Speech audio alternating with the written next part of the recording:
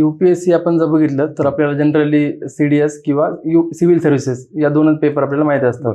कारण सिव्हिल सर्व्हिसमध्ये आपण बघतो की IAS, IPS, IRS, IFS या टाईपचे आपल्याला ऑफिसर बघायला भेटतात, जे की आपल्याला दैनंदिन लाईफमध्ये आपल्याला ते ऑफिसर बघायला भेटतात. पण ॲज पर्टिक्युलर आपण महाराष्ट्रामध्ये बघितलं तर CAPFचा रोल महाराष्ट्रामध्ये नाही आहे. कारण CAPF जे आहेत ना, याच्यामध्ये आपण बघितलं टोटल 5 बॉर्डर गार्डिंग फोर्सेस आहेत.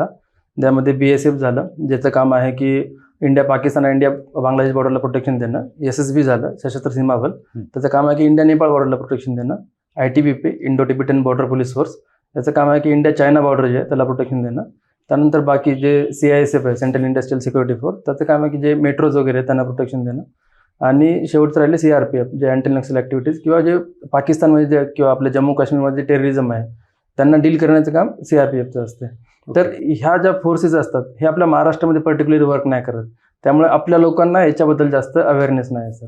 तर UPSC बद्दल तुम्ही विचारत होता की सिव्हिल सर्व्हिसेस ते कंडक्ट करते आणि दुसरी आहे सेंट्रल आर्म पोलीस फोर्स, ती CAPF असिस्टंट कमांडंट म्हणून UPSC एक्झाम घेते. यामध्ये आता मी जे 5 फोर्स सांगितल्या त्याच्यामध्ये ॲज अ असिस्टंट कमांडंट म्हणजे जे आपण नॉर्मल पोलीसमध्ये आपण ACP म्हणतो किंवा रुरल भागामध्ये आपण DYSP म्हणतो, तर त्या लेवलची आपल्याला पद बघायला भेटते सर.